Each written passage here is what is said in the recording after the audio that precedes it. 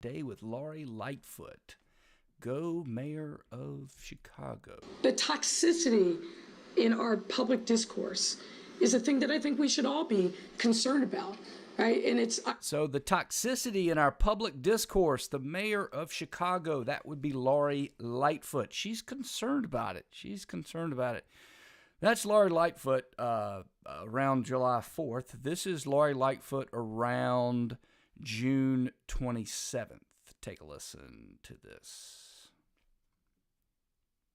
If you read Clarence Thomas' concurrence, he said, thank you, fuck Clarence Thomas. F. Clarence Thomas. That's the same person in under a week. She's concerned about the toxicity in our politics, as she said, F. Clarence Thomas. Now, what in the world? What's going on here? Welcome to the Great American Mail. Beautiful sunny day in Atlanta. I have not been out yet. It looks like it is scorchingly humid. So when I get out, I'm sure I'll sweat a lot. But anyway, sort of a slow news day. We've got a big story out of Fulton County having to do with Trump and the witch hunt that's going on in my home county. But otherwise, sort of a slow day. So we're going to talk about a lot of things that a lot of people aren't talking about. We're going to talk about Gavin Newsom and why he's running ads in Florida.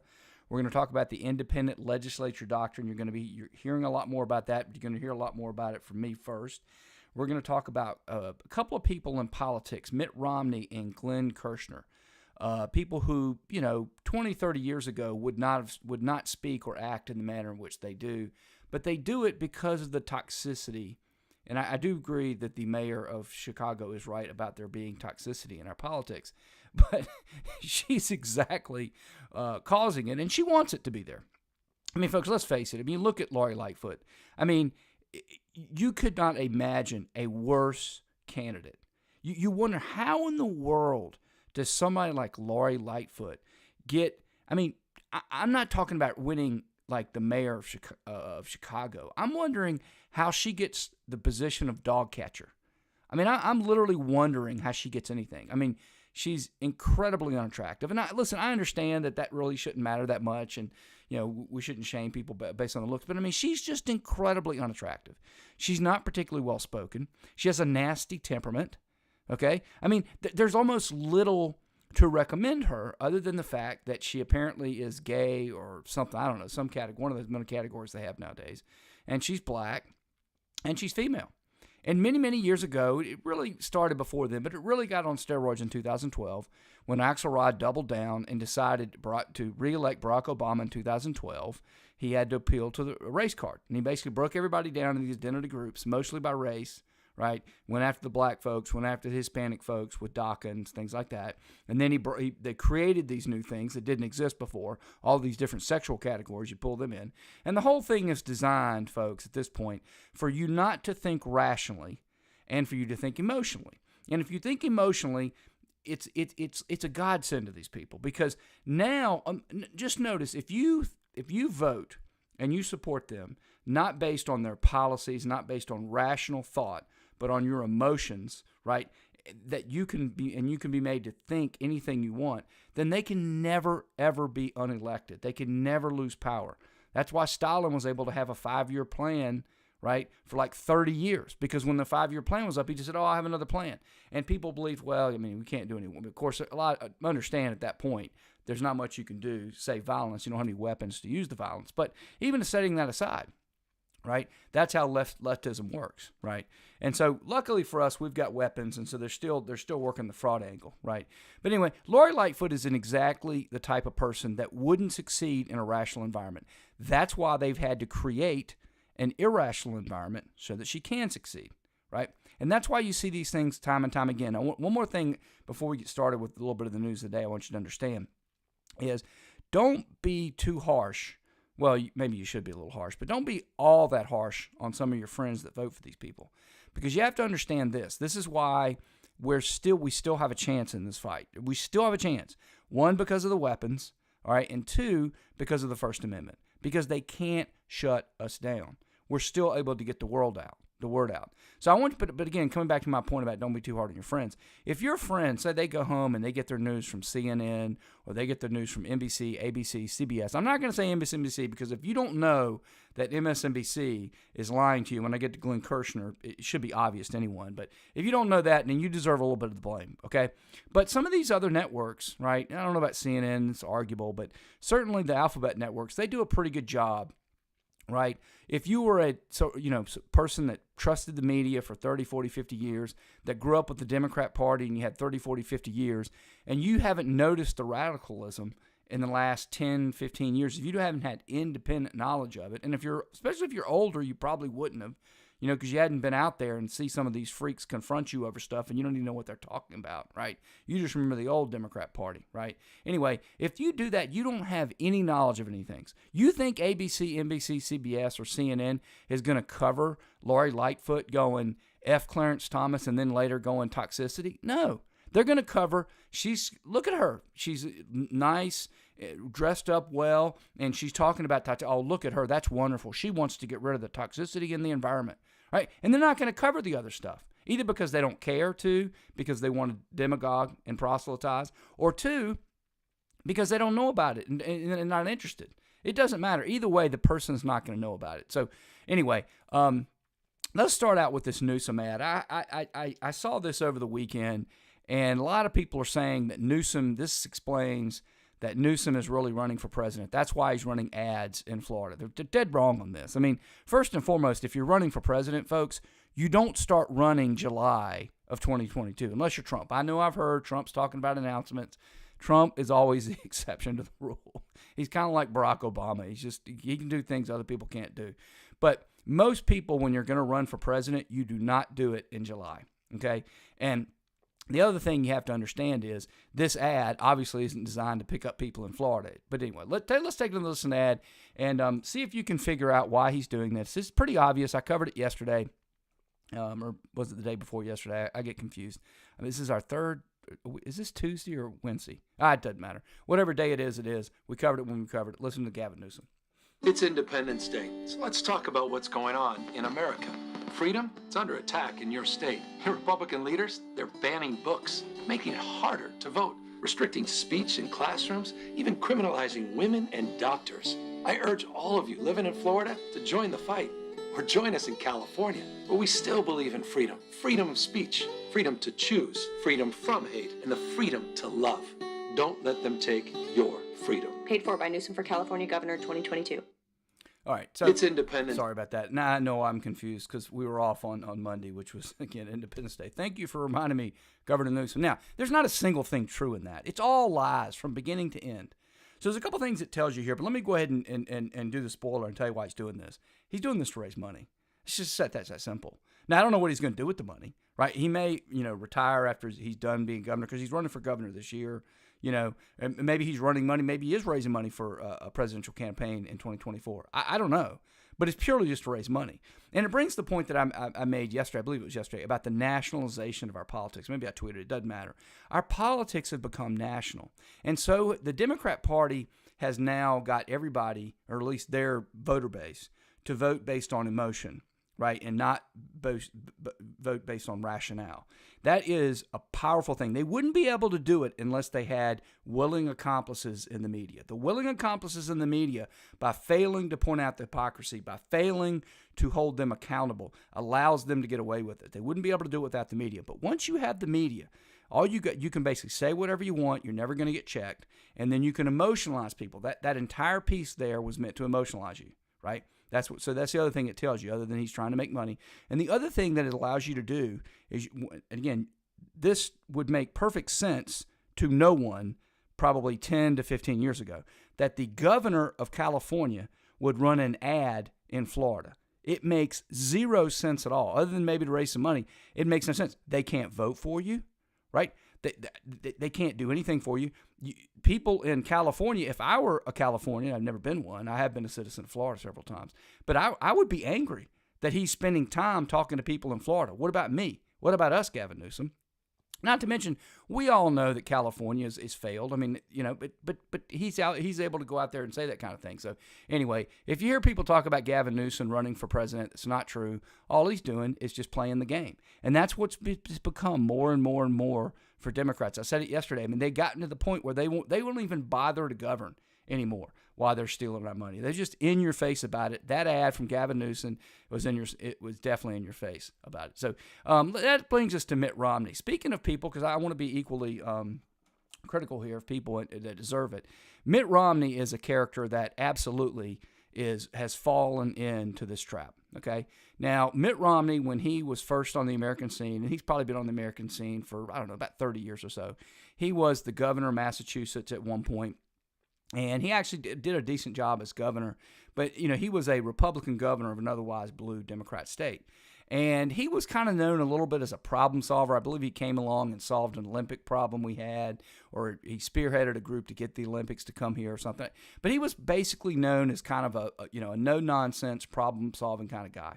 He eventually, at one point, got the nomination in 2012 to run against Barack Obama. And, they basically... I mean, he's the same guy he's always been, a Mormon guy, big smile, looks good in a suit, always, problem solver. That was just as harmless as the day is long. And as per usual, people don't understand this, right? People see the way they're treating Trump, and they go, oh, that Trump, yeah, he's a really bad character. He's awful. Folks, this is why you need a little history, right? We cover the events of the day through the lens of the law, the Constitution, and history. You have to know your history. As long as I've been alive, and this past Saturday, it was 54 years, assuming the birth records are right. I don't know. I mean, I wasn't there at the time. But assuming all that's right, as long as I can remember, the Republicans were evil. Evil. I mean, they made Reagan out to be racist, evil, wanted to take your Social Security, didn't care if you died in the streets. And then George Herbert Walker Bush came along. Same thing. Evil, stupid, cowboy. They've been pulling this stuff for years, okay? So in 2012... when Milquetoast Mitt Romney, one of the nicest guys ever, ran for president, Joe Biden had this to say about him. Take a listen. Look at what they value and look at... And again, for those that don't know the history, at this moment, Joe Biden is the vice president of the United States of America. He is campaigning. This, I believe, is in August 14th of 2012. He's campaigning for himself and Barack Obama against Romney, had this to say. Budget and what they're proposing. Romney wants to he said in the first 100 days, he's going to let the big banks once again write their own rules. Unchain Wall Street. They're going to put you all back in chains. Gonna put y'all back in chains, right? This is one of those seminal moments in politics, probably the top 100 that you'll remember. I'm not kidding you. I remember when it happened, and it was a controversy for about a day. And it was only a controversy because there was a Fox News or there was a Rush Limbaugh. The Democrats couldn't care less. Look, yeah, sure, yeah, that's exactly what he wants to do. Mitt Romney wants to put y'all back in chains, right? So anyway. So Mitt Romney, that was 2012. This is July 4th of 2022. America is in denial. Too many Americans are blithely dismissing threats that could prove to be cataclysmic. Now, I'm not dismissing any threats. I know what the problems that we have are. The number one problem we have right now in our country, right, is our media, the way in which we communicate. That's the number one problem. There's a reason the First Amendment, freedom of speech, freedom of the press, is first. Because if you don't have the ability to communicate and understand what's going on, you cannot be a free people, period. End of story. That's it, right? Number two, if you cannot protect yourself from harm from others and harm from the government, you cannot have an independent republic. Period. End of story. You do this one time. I did it in college several times. We did it in law school several times. Go pull up the Bill of Rights sometime. Whenever you don't have to do it now, but go pull it up and start reading through the amendments. And you will be shocked when you sit there and go, "Wow, yeah, that one is more important." Yeah, that's there are a lot of things that you can't have a free constitutional government without it, and they're exactly right. So Romney here talking about we face problems. Nothing is bigger than the fact that our media environment and the Democrat Party in collusion basically lie and fabricate and manufacture the news every single solitary day. And I thought about this the other day. I've been meaning to make this point. I've made it several times, but I haven't made it in a while. And I want you to understand, not only do they manufacture, when we get to Hirschner, we're going to talk a lot about that, but not only do they manufacture and lie about what's going on, right? They also disrupt our media so that we're sitting here going, now I've got to defend myself against this, and this, and we can't get the true word out, right? No better example, and hopefully I'll be able to do it tomorrow, maybe Friday. I meant to do it when a lot of these decisions came out, but we just had so much going on. I want to take a couple of the decisions. I did it a little bit last week, but I'm going to do it another time. We're going to take some time. I'm going to pick one of them, either Second Amendment rights. I'm probably not going to do Dobbs because Dobbs is too controversial. Probably Second Amendment or maybe the EPA. We did a little bit of the EPA, but who knows, whatever. Maybe the praying decision. Doesn't matter. And we're going to go through the majority opinion. And you're going to see the majority opinion, they spend 50, 60, 70 pages going through precedent, going through facts, making rational arguments, telling you about the history, and then coming to their conclusion. And then the three communists, they basically go, yeah, we like this, so we think it should be constitutional, or we don't like that, so it's not constitutional. They've just given up any pretense of trying to basically back up their arguments with rational conduct or facts. And everywhere you look, that happens to be the case. But let's get back to Romney. So here we go. Even as we watch the reservoirs and lakes of the West go dry, we keep watering our lawns, soaking our golf courses, and growing water-thirsty crops. Okay, Romney, there's no water shortage in America. I don't know what you're talking about, okay? And if you're talking about the idea that there are occasionally droughts, let's do a history lesson, okay? So, as you know, I like to read a lot of stuff. I go nonfiction, fun fiction, and then classic fiction, right? So one of the times when I was on nonfiction, I read a series on the Civil War by Shelby Foote. That was the series that became the great series on PBS or whatever it's called by, I can't remember the name. He's all gone left just now. But anyway, it was a great Civil War series. Anyway, I don't know if you know this or not, but one of the things that Lincoln faced in 1860 or maybe even 61, it was 61 or 62, was that you had a heat wave that year where several places in Mississippi set records for heat waves. And the Mississippi was so low because there was also a drought, they couldn't get troops and supplies back and forth up the Mississippi. That's how they would do that back then. That was one of the things he faced as commander-in-chief, okay? Now, if you don't read and you don't know your history, you'd be like, wow, how in the world could we have a heat wave and a drought in the 1860s when we weren't burning fossil fuels back then, right? That's how you lie to children who don't know what's going on. But anyway, there's also been this dispute, if you don't know it. I mean, California, right, is a desert. You understand that, right? You understand you've created communities on a desert. So don't be surprised when you can't get water. I mean, but he's basically conflating those two issues. As inflation mounts and national debt balloons, progressive politicians vote for ever more spending. Well, he's got a point there. As the ice caps melt and record temperatures make the evening news, we figure that buying a Prius and recycling the boxes of our daily Amazon deliveries will suffice. Okay, again, there are no record temperatures, Romney, but whatever. Okay, and there's no melting of these ice caps. There's melting in certain places and then more freezing in others, but we don't have time to have an environmental discussion. When the TV news outlets broadcast video after video of people illegally crossing the nation's southern border, many of us change the channel. And when a renowned conservative federal appellate judge testifies that we are already in a war of our democracy and that the January 6, 2021 was a genuinely constitutional crisis, MAGA loyalists snicker that he speaks slowly and celebrate that most people weren't watching. So that's a direct shot at Judge Ludwig. Now, again, we have covered the January 6th hearings. If you're watching this on YouTube, you go down, look, you'll find them all there. I think we made a playlist of most of them so you can find them a little easier if you want. Judge Ludwig is a hack. Okay, that's just what he is. I mean, I gave him the benefit of the doubt several times, and this is a typical trick that they pull. And I'm going to get to the point here because we got to move on from Romney. I don't want to spend too much time from Romney, but this is what Romney gets wrong here, and I'm going to get to the main point of showing that he's just off his rocker. But anyway, so Romney doesn't understand that he's a pawn in the game. He's the same. He's a little bit of a different pawn than say, Liz Cheney.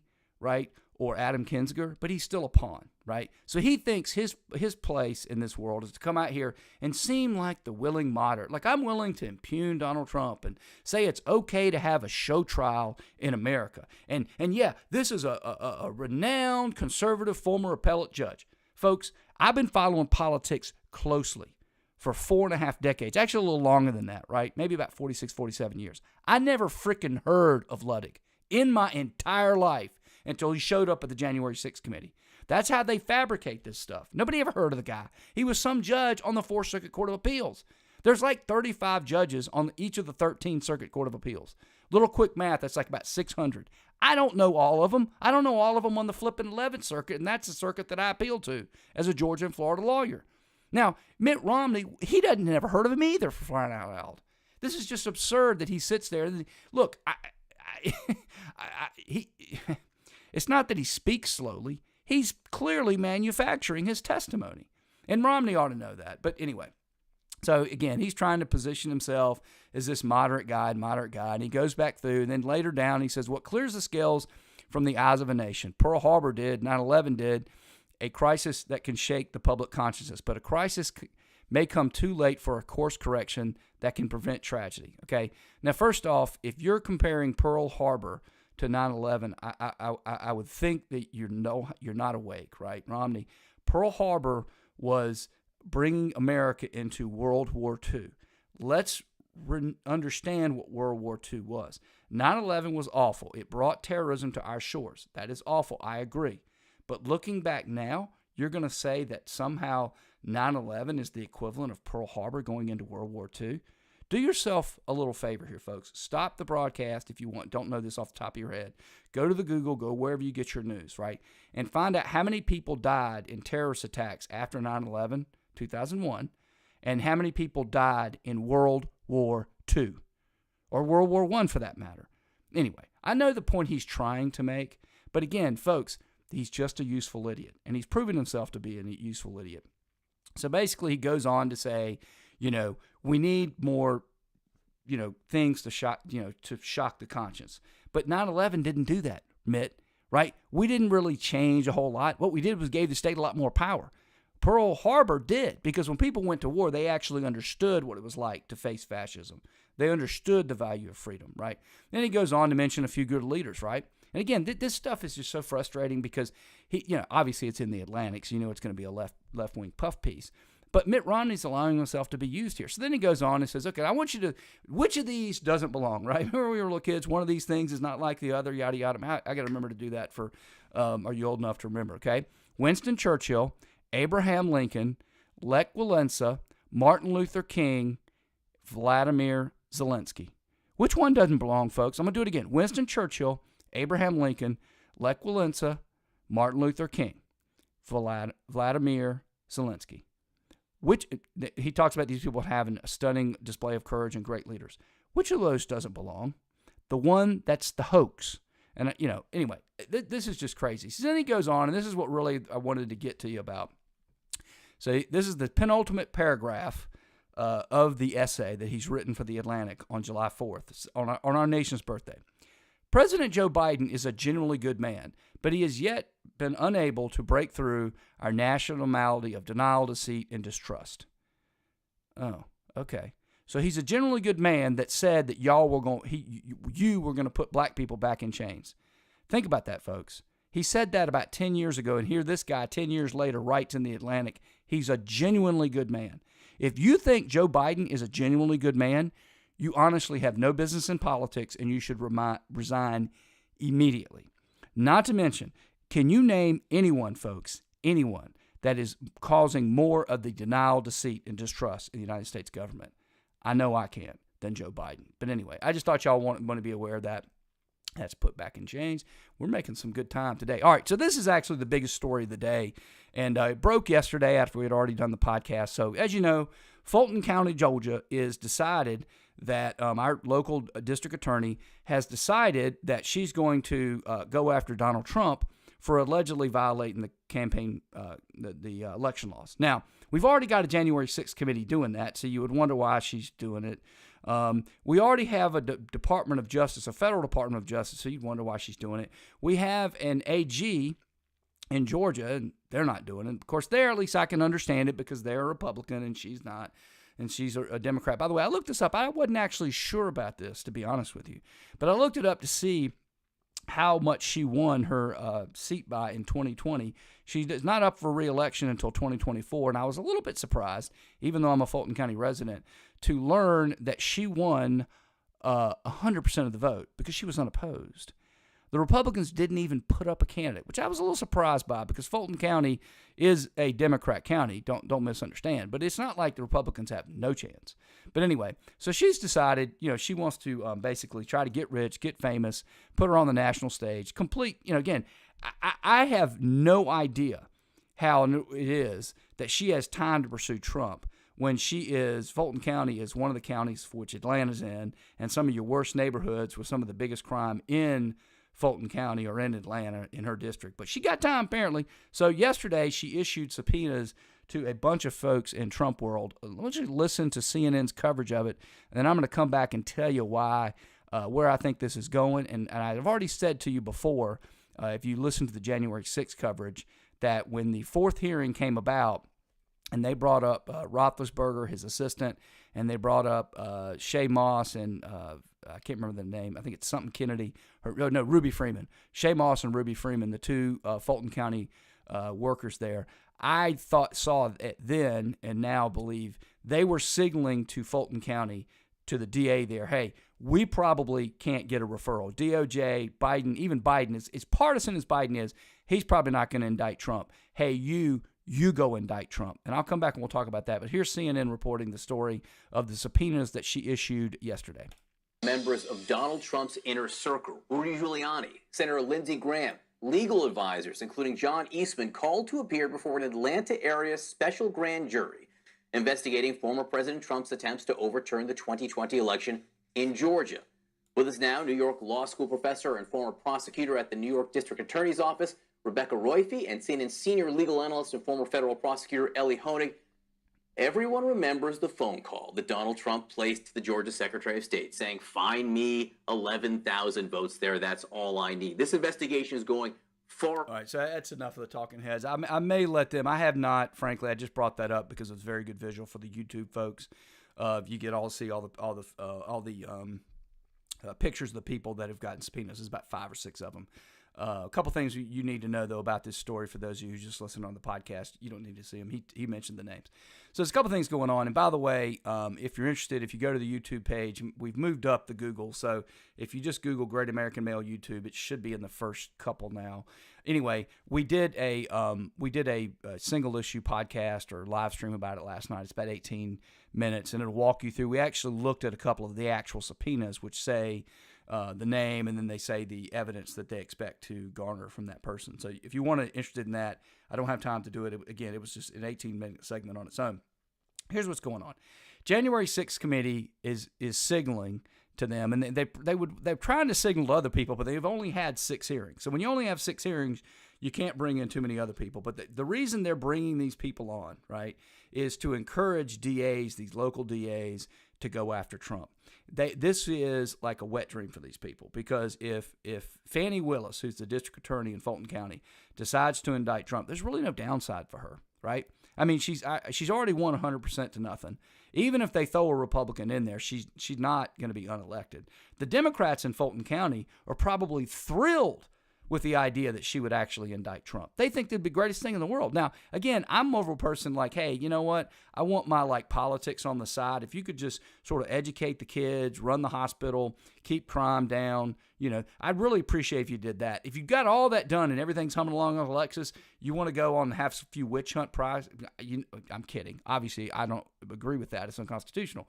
But the point is, it's crazy that you have so many people now, but that's what I was talking about earlier. They're emotionalized, right? They're not rationally thinking of all the things she can do. She's got time to go after President Trump for something that happened like 2 years ago. What's it got to do with anything, right? But they're so irrational, but she's got no downside, folks. I mean, if you're her, what is the downside, right? I mean, let's assume for the sake of the argument, she does get voted out. Like, nobody's going to prime her on the Democrat side and win with that. But let's just say a Republican goes in there and Fulton County gets rational for a few days and she gets voted out 55-45. She just shrugs. And she'll just go on CNN and get some gig there, or be made a professor over here and get some gig there, or, just wait, or maybe go work for the Biden administration. This is the way it works, right? This is how you lose a constitutional republic. You got a bunch of people that don't care about reality, want to be lied to, and then you've got a bunch of politicians that play right into it. We get to Glenn Kirshner. We're going to talk about that a little bit. So anyway, we got to move on. But this is, in my opinion, I think the chances of a Trump indictment went up hugely. I had it at about 50-50. I've now got it at about 75-80%, and we will be covering that if that happens. So a couple of things you need to know. She did subpoena some lawyers there, which, again, this is just another chance to break down the rule of law. It's just another chip. Again, it's death by 1,000 cuts. That's what it is, right? Just face it. They no longer respect the rule of law.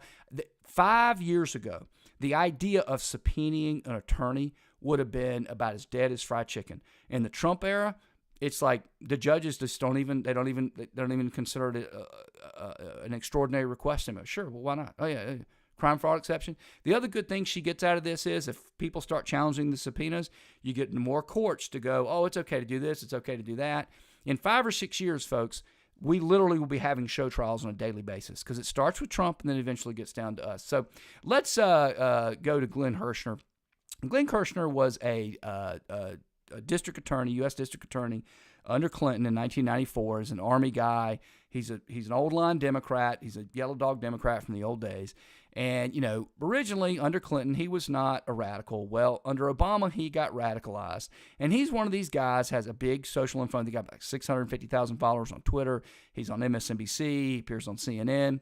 And he goes out, and his job in this ecosystem is to basically say just nutty, crazy things, right? And this environment, he can say anything he wants because he's never, ever, ever, ever, ever, ever checked. Not once, not one single solitary time. So we're going to listen to a couple things he has to say about the Supreme Court, and we're going to debunk them. But here's what I want you to listen to when he plays these couple of bits here. I want you to listen to what he says, and I want you to just think for about 2 seconds and see if it makes any sense at all. Even if you have no legal training whatsoever in your life, even if you've never sniffed the Constitution or read any of the Bill of Rights or any of the Declaration of Independence or any other, Western civilization masterpieces. Just does this pass the smell test to you? Here he is talking to an analyst, or here he is as an analyst talking about the Supreme Court on MSNBC. The abortion case is essentially a privacy case. What is the future of privacy rights in a post-Roe world? Oh, I think privacy rights will be all but abolished, whether it's... Now, I'm going to stop right there, okay? We talked about this many times to get to abortion. Abortion started as a privacy right case, okay? But again, the court goes out of this way, and they've been saying the only difference here about abortion, the court says it and does many, many times, is that it also brings in the notion of another life. So it's not like birth control, right, as a privacy decision. But he said privacy will be all but eliminated. All but eliminated. Okay, I'm going to let him continue, but just, does that pass the smell test? I don't know. Not for me, it doesn't. I mean, to me, I'm just sort of like, that's crazy. Gay marriage, whether it's interracial marriage, which I think might qualify as irony for Justice Thomas. Okay, so interracial marriage and gay marriage, right? Now, let's set aside gay marriage, right? Set all aside. But again, there's a state that's going to outlaw interracial marriage in the United States of America. I mean, folks, I don't know what world he's living in, but he's not living in the world I'm living in. Anyway, he continues. Whether it's contraception, and I don't believe for a minute they're not going to come after desegregation. But here's the... Now, again, desegregation was an equal protection claim. It was not privacy, okay? But he knows that. He knows that. I mean, he's passed the bar. He knows that. You have to know that to pass the bar. Folks, they're going to go after desegregation? Name a state in the union that's going to go back to segregating. Oh, you know what? I'm sorry about that. There was a story, I hadn't put it in there, but did you know they're starting to have person of color dorms where only person of color people are allowed to go there in a lot of these major left-wing universities? But setting aside that the Democrats are the one that are going to do that, name a state that's going to go back to segregation, okay? That was him on MSNBC. That's what I wanted you to hear. This is a daily live stream that he has, very similar to the one that I'm doing right now. It's called Justice Matters. Take a listen. Here's his take on the Supreme Court. And again, I want you to listen to what he says. I'm going to let this play for a little while here, or I might not. I change my mind a lot. We'll see. But I want you to listen to him talking and see if this makes any rational sense to you. But I want you to also notice how it's all opinion, it's all conjecture, it's all predicting the future, and there's no factual, legal underpinning to any of it, right? And riddle me this, right? If I can say this and people believe it, why can't I pass a law that says a great American male shall henceforth be 7 feet tall and have an IQ of 300? Right? I mean, if I can just do whatever I want, why wouldn't I do that? Oh, that's exactly what Nancy Pelosi passes out of the House pretty much every week. Not about me, but about other stuff. Anyway, here's Glenn Kirschner on his podcast talking about the Supreme Court and its recent decisions. Okay. Religiously inspired Supreme Court decisions, and we have to start with Roe v. Wade being overturned because the Supreme Court revoked the constitutional privacy rights of women. The Supreme Court decided they're the ones who get to decide. If a woman takes a pregnancy to term, they have determined that women will take pregnancies to term without their consent and over their objection. And that obviously has deep religious underpinnings. They're not fooling anyone. And I'm not going to... All right, I changed my mind. I'm going to stop him right there. All right. Now... folks, again, I don't know what planet he's living on, but the Supreme Court returned it to the states. And I've talked about this many times. You want to get into what obvious religious underpinnings. They're not fooling anyone. I've read the decision. They don't mention anything about religion. Nothing. And in fact, the exhibit that Alito points to, that's about 30 some odd pages of all the different states and their abortion laws at the time, which is what you do under a 14th Amendment analysis. This audience knows very well what that is. It was not based on religion at all. It never was based on religion, right? And they've decided you're going to carry it to term. Well, it depends on the state you're in. And again, they haven't decided anything. The legislature has. But the bigger point I want you to listen to is just listen to the nastiness. Listen to all that just is mean-spirited. And somehow he's making us believe that these people did all this. And they did it for some nefarious reason, some religion. I mean, this is Democrat policy, leftist talking points. And folks, it's not limited to the Supreme Court. It's every single solitary thing they talk about, every single solitary day. He continues. For the men, but they're also forcing men to become fathers against their will, perhaps without their consent.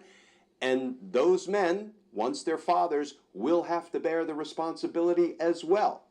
Let's be clear, this most directly impacts women, but men should also be up in arms because the responsibility that comes with fatherhood will either be taken on voluntarily or perhaps forced by a court for deadbeat fathers.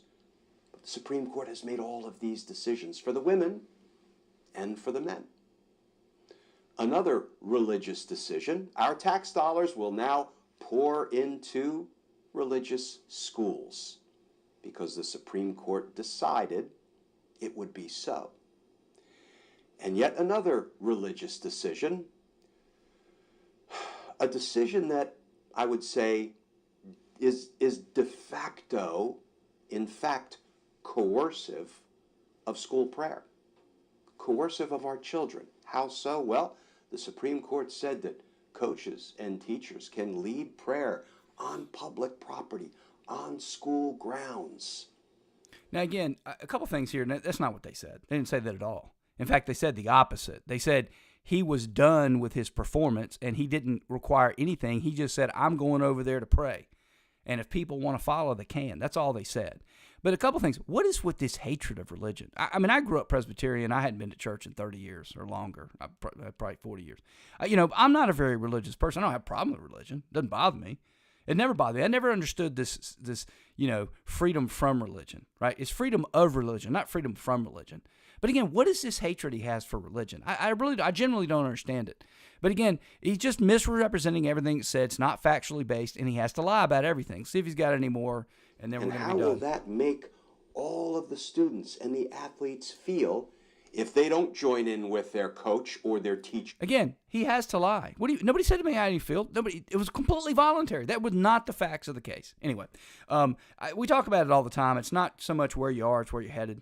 We're in a bad place, and we're continuing to head to a bad place. Anybody who thinks that what we need at this point is less religion, I'm sorry, just doesn't living in the same reality that the rest of us are. So anyway, you're now all caught up to date with the news of the day. And if you like this live stream / podcast, hope you tune back in tomorrow.